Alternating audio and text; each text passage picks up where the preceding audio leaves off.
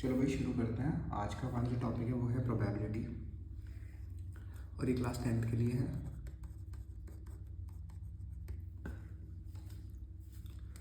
तो सबसे पहले समझते हैं कि प्रोबेबिलिटी है क्या बेसिकली।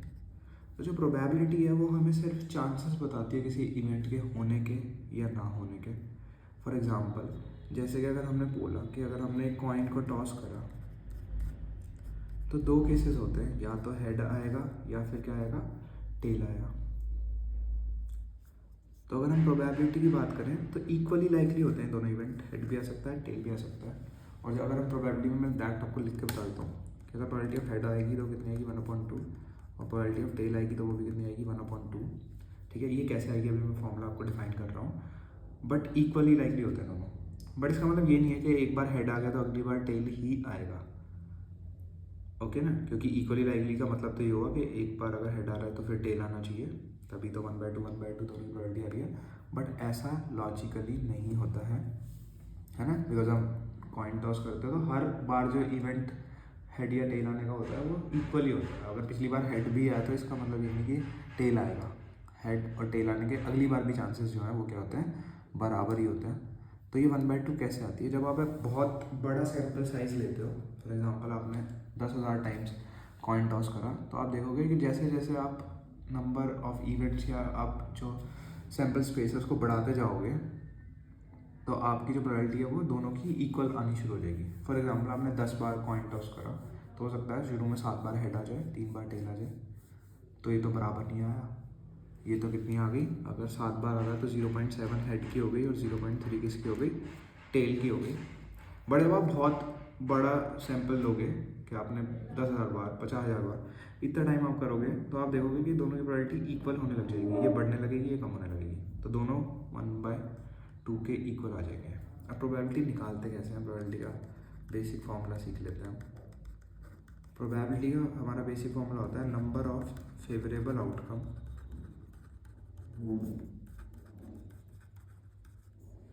अपॉन में टोटल आउटकम्स।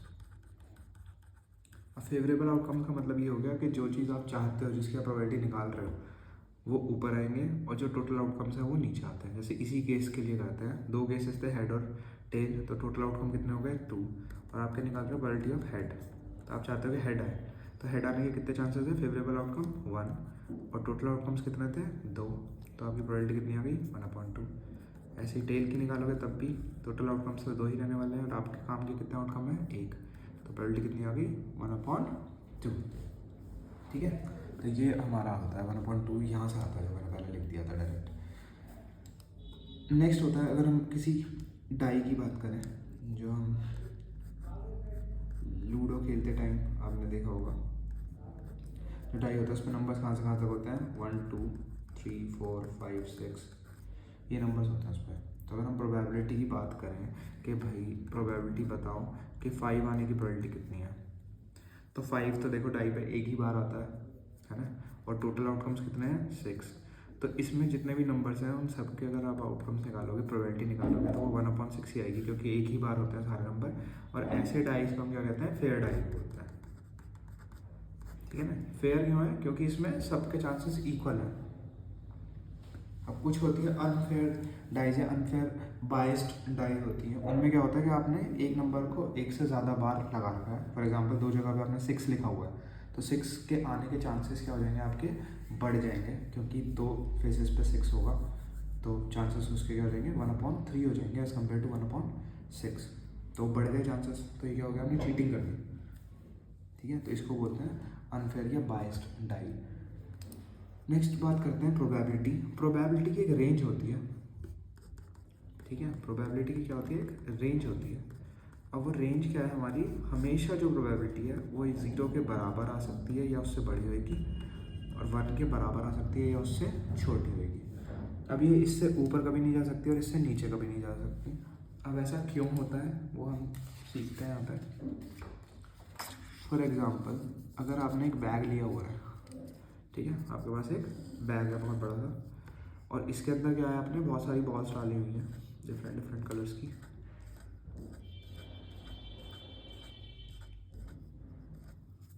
मान लो कि आपने इसमें 50 बॉल्स डाली हुई हैं रेड कलर की और 20 बॉल्स डाली हुई है आपने ब्लैक कलर की और 10 बॉल्स डाली हुई है आपने वाइट कलर की, ठीक है। तो अगर मैं आपसे यहाँ से प्रोबेबिलिटी पूछता हूँ कि प्रोबेबिलिटी ऑफ रेड बॉल निकालो, तो आप क्या करोगे? अब सबसे पहले हमें चाहिए टोटल आउटकम्स, टोटल कितने हो गए 80 और फेवरेबल कितने हैं 50, आप बोलोगे 50/80 आ गया भाई आंसर। ऐसे ही आप ब्लैक की भी निकाल सकते हो, प्रोबेबिलिटी ऑफ ब्लैक निकाल सकते हो। ब्लैक कितने हैं हमारे फेवरेबल 20, टोटल कितने हैं 80। ऐसे ही आप वाइट के भी निकाल सकते हो, फेवरेबल कितने हैं 10, टोटल कितने हैं 80। तो ये हम निकाल लिया, हमने वैल्यूज आ गई। अब आपने दूसरा वेट लिया एक और, इसमें आपने क्या करा, सारी की सारी बॉल्स रेड कलर की डाल दी, बहुत सारी यहाँ पे डॉट्स बना रहा हूँ मैं, इसका मतलब है और बहुत सारी बॉल्स हैं। इसमें भी बहुत सारी बॉल्स थी, यहाँ तो सिर्फ कुछ ही बनाई है मैंने। तो आपने देखा कि 50 की 50 बॉल्स कैसी है, रेड है। तो अब आपने बोला कि प्रोबेबिलिटी निकालो रेड बॉल की।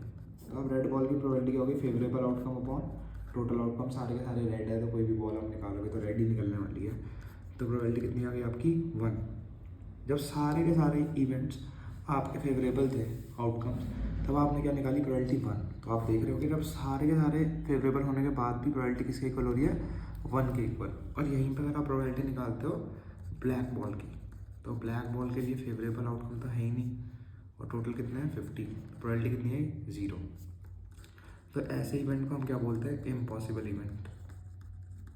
बिकॉज जो चीज़ आप निकाल रहे हो जिसकी प्रोबेबिलिटी वो हो ही नहीं सकता है, क्योंकि बैग में ब्लैक बॉल है ही नहीं तो निकल भी नहीं पाएंगी। और यहाँ पर जो इवेंट था पहले वाला, इसको हम बोलते हैं श्योर इवेंट या सर्टेन इवेंट, ठीक है। तो इसको श्योर या सर्टेन क्यों बोलते हैं, बिकॉज आपको पता है सारी की सारी बॉल्स रेड है, तो बैग में कुछ भी आप निकालो बॉल हाथ डाल के, आपको हमेशा रेड बॉल तो आनी आनी है। आप हमेशा 100% श्योरिटी के साथ बोल सकते हो कि रेड बॉल आएगी, यहाँ पे बोल सकते हो 100% श्योरिटी के बाद कि ब्लैक बॉल नहीं आने वाली। तो ऐसे इवेंट को इसीलिए इम्पॉसिबल बोला है कि पॉसिबल ही नहीं है, हो ही नहीं सकता। इसको सर्टेन बोला है क्योंकि होगा ही होगा।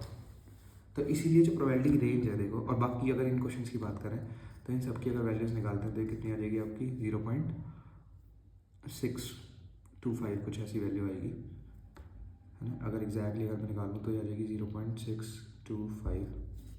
अगर इसकी वैल्यू निकालें तो ये आ जाएगी 1/4 0.25। और अगर इसकी वैल्यू निकालें तो आ जाएगी 1/8। ओके, तो अब आप देखो कि इसकी वैल्यू कितनी आ गई 1/8। अब इसको हम सॉल्व भी कर सकते हैं, कितनी आ जाएगी 0.125। अब आप देखो कि इसकी जो वैल्यूज़ हैं वो सारी की सारी यहाँ लाई कर रही है 0 और 1 के बीच में लाई कर रही है। किसके बीच में लाई कर रही है, 0 और 1 के बीच में लाई कर रही है। तो इसीलिए लाई कर रही है क्योंकि प्रोबेबिलिटी की रेंज ही हमेशा क्या करती है, इन दोनों इंटरवल्स के बीच में चलती है। दूसरी चीज़, probability can never be negative, probability can never be negative. तो वो तो ऑब्वियस सी बात हमने रेंज से ही सीख ली, जब हमने बोल ही दिया कि रेंज जो है वो 0 से हमेशा क्या होगी, बराबर या बड़ी। तो जो हमारी नंबर लाइन है नेगेटिव तो शुरू ही 0 के लेफ्ट हैंड साइड से होती है, तो 0 वाली नेगेटिव वाली बात तो यहीं से हमारी डन हो गई कि नेगेटिव नहीं हो सकती, ठीक है। और हमेशा 0 और 1 के बीच में लाई करेगी। नेक्स्ट है फिर इसके कुछ केसेस सीखते हैं और कुछ इंपॉर्टेंट चीज़ सीखते हैं। जैसे एक इम्पॉर्टेंट आता है हमारा कार्ड्स का। तो देखो कार्ड्स हम कैसे निकालते हैं, कार्ड्स के ऊपर क्वेश्चंस आते हैं हमेशा, और कुछ बच्चों को इसमें कन्फ्यूजन होता है क्योंकि पता नहीं रहता कि कितने टाइप के कार्ड्स होते हैं, कौन कौन से कलर के होते हैं और क्या क्या पैटर्न है उसके ऊपर। तो अभी आपको क्लियर हो जाएगा ये, और ये आप आराम से समझ लोगे और कभी भी आपको प्रॉब्लम नहीं आएगी कार्ड्स वाले क्वेश्चन में। सबसे पहले जो कार्ड्स है उसको हम क्या बोलते हैं, जो पैक होता है उसको हम डेक ऑफ कार्ड्स या फिर पैक ऑफ कार्ड्स बोल देते हैं। और एक जो हमारा पैकेट आता है कार्ड का, उसमें हमारे ये होते हैं 52 कार्ड्स होते हैं जो हमें चाहिए, जो हम पढ़ने वाले हैं क्लास में। वैसे तो 2 गारंटी कार्ड और 1 गारंटी कार्ड और 2 जोकर आई थिंक उसमें रहते हैं, 55 कार्ड्स होते हैं पैकेट में। तो बट हमें उन सबसे मतलब नहीं है, हमें मतलब है सिर्फ ये 52 कार्ड्स है, ठीक है। अब ये 52 कार्ड्स डिवाइड कैसे होते हैं, ये 52 कार्ड्स 4 सूट्स में डिवाइड होते हैं। अब वो कौन कौन से सूट्स हैं, स्पेड्स है, क्लब है, हार्ट्स है और डायमंड है, ठीक है। अब इनके यहाँ पैटर्न भी मैं बना देता हूँ। ये इस टाइप का जो है ड्राइंग देख लेना भाई, थोड़ी सी बेकार ही है, ये क्लब है, ये हार्ट है और ये हमारा डायमंड है। ठीक है, ये डॉट नहीं होता इसमें, डॉट तो फिर होगा।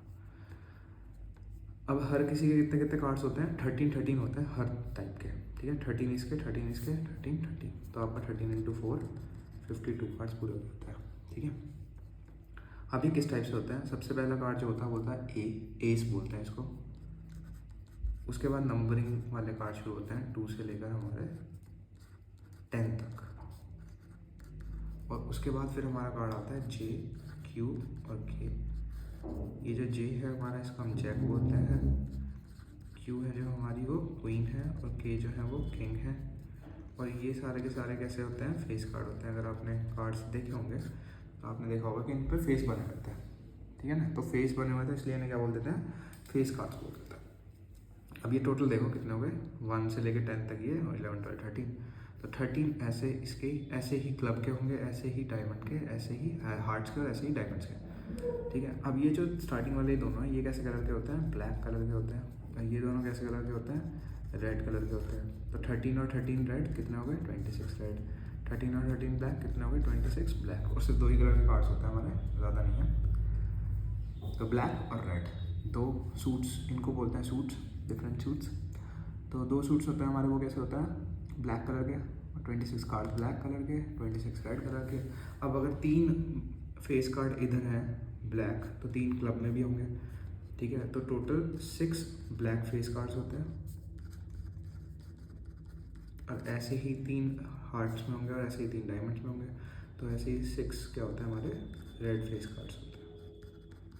तो टोटल जो होते हैं हमारे वो 12 होते हैं फेस कार्ड्स।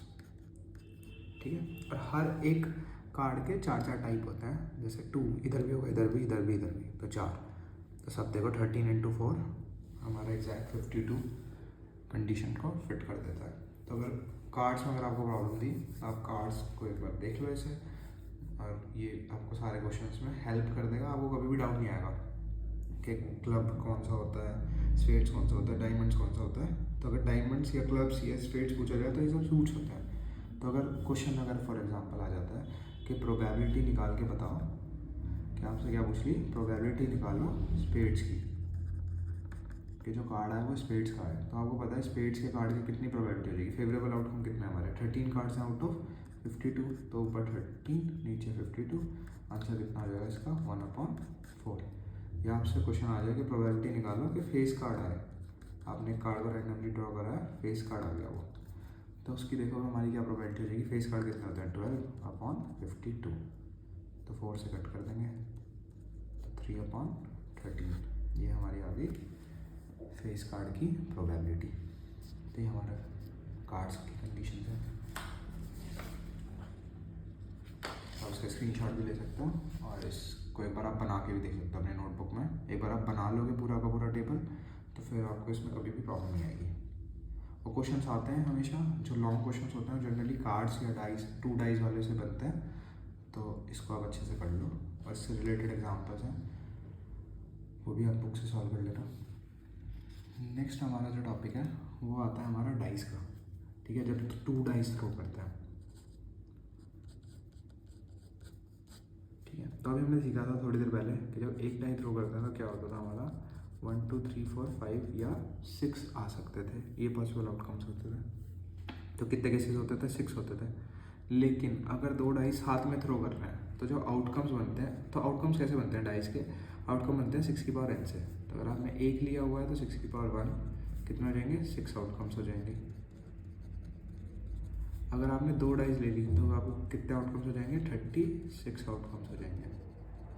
तो बस यहीं तक आपके बुक में है। बट अगर MCQ में क्वेश्चन आता है कि 3 डाइस थ्रो करी तो बस आउटकम्स बता दो कितने होंगे, तो आप आउटकम्स निकाल सकते हो। 6 की पावर 3 216 आउटकम्स हो जाएंगे। तो आप किसी के लिए भी बता सकते हो इस फॉर्मूले से, 6n से। सेम ऐसा ही हम कॉइन में यूज़ करते हैं। कॉइन के लिए 2n होता है। ठीक है ना, एक कॉइन है तो 2n आउटकम्स, 2 है तो 2⁻², 3 है तो 2⁻3। वो भी अभी सीखेंगे थोड़ी देर बाद।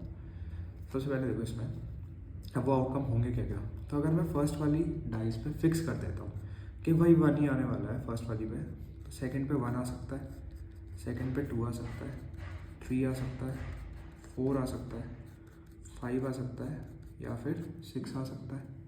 ऐसे ही फिर सेकंड वाली पे 2 फिक्स कर दो। तो ऐसे करके हम एक एक करके फिक्स करना है, ठीक है ना। तो 2 के साथ भी फिर ये सारे आउटकम्स आ सकते हैं। ऐसे ही 3 को फिक्स कर दो, तो 3 के साथ भी सारे आउटकम्स आ सकते हैं। तो ऐसे ही 4 के साथ है, 4 2, 4 3, 4 4, 4 5 और 4 6 हो सकता है। ऐसे ही 5 1 हो सकता है, 5 2 हो सकता है, 5 3 है, 5 4 है, 5 5 है, 5 6 है। लास्ट में 6 1, 6 2, 6 3, 6 4, 6 5 और 6 6। तो ये सारे हमारे टोटल आप काउंट करोगे तो 36 हो जाएंगे। एक रो में 6 है और ऐसे हमारी 6 रोज हैं, तो 36 आउटकम्स हो गए हमारे। अब इसमें क्वेश्चंस कैसे आते हैं? इसमें क्वेश्चन आते हैं कि प्रोबेबिलिटी निकालो, कि भाई प्रोबेबिलिटी निकालो कि जो सम आएगा दोनों डाइस पे वो कितने के बराबर आना चाहिए, 10 के बराबर आ जाना चाहिए। सम क्या चाहिए मुझे, 10 के इक्वल चाहिए। तो उसके लिए आप फेवरेबल आउटकम ढूंढोगे और अपॉन में लिखोगे टोटल आउटकम। टोटल आउटकम तो फिक्स है 36। अब हमें ढूंढना है सम 10 कहाँ पर है। तो अगर आप पहले 3 रोज में देखोगे तो ये तो 3 और 6 भी मिला लिया तो 9 ही होने वाला है। तो ये इसमें तो कुछ नहीं मिलने वाला आपको। पहला जो आपको मिलेगा सम 10 वो कहाँ मिलेगा, यहाँ पे 4 6 पे, फिर कहाँ मिलेगा 5 5 पे, फिर कहाँ मिलेगा 6 4 पे। तो कितने पॉसिबल आउटकम हो गए, 3। डिवाइड कर दो 3 से, आंसर कितना हो गया 1/12। तो जो सम होता है जब 2 डाइस थ्रो करी जाती है तो जो सम है वो मैक्सिमम कितना हो सकता है, 12 हो सकता है। बिकॉज मैक्सिमम यही केस है हमारा, 6 और 6 आ जाए दोनों पे, ठीक है ना। इससे बढ़िया तो आ नहीं सकता नंबर। तो 6 6 पे कितना आ रहा है सम 12। और बुरे से बुरा केस क्या आ सकता है कि दोनों पे 1 1 आ जाए। तो इसमें कितना आ जाएगा हमारा आंसर 2। तो एक बार 2 आ रहा है, एक बार क्या आ रहा है 12। तो जो सम की रेंज है, जैसे हमने भी थोड़ी देर पहले देखी थी प्रोबेबिलिटी की रेंज, तो जो सम की रेंज है वो क्या होगी, हमेशा या तो 12 के बराबर या उससे छोटा, या 2 के बराबर या उससे बड़ा। तो ये हमेशा सम की रेंज होती है। नेक्स्ट इसमें आते हैं डबलेट। तो डबलेट क्या होते हैं, डबलेट होते हैं जब दोनों डाइस पे सेम नंबर हो। तो देखो ऐसे 6 केसेस होते हैं जब दोनों डाइस पे सेम नंबर है, जैसे 1 1, 2 2, 3 3, 4 4, 5 5, 6 6। तो इन्हें हम डबलेट बोलते हैं। तो अगर प्रोबेबिलिटी आती है find the probability of doublets, तो आप लिख दोगे 6/36, तो वो 1/6 आ जाएगा आपका आंसर। तो वो प्रोबेबिलिटी ऑफ डबलेट्स हो जाएगी। तो वहाँ से आप कर सकते हो इसको, ठीक है। बाकी इसके जनरल क्वेश्चन यही आते हैं कि दोनों डाइस पे ऑड नंबर हो, दोनों डाइस पे इवन नंबर हो, तो आप केसेस ढूंढ सकते हो। दोनों डाइस पे ऑड देखो कहाँ कहाँ मिल रहा है आपको, यहाँ पर यहाँ पर यहाँ पर। तो ऑड वाले में आप निकाल लोगे, यहाँ यहाँ यहाँ मिलेगा 5 3 और ये, तो आपके 9 केसेस आ जाएंगे। तो आंसर क्या हो जाएगा 9/36, 1/4 आपका आंसर मिलेगा वो। तो इस तरीके से आप निकाल सकते हो, ठीक है ना। तो ये हो गए आपके डाइस वाले केस हमारे डन हो गए। नेक्स्ट देखते हैं इसके बाद।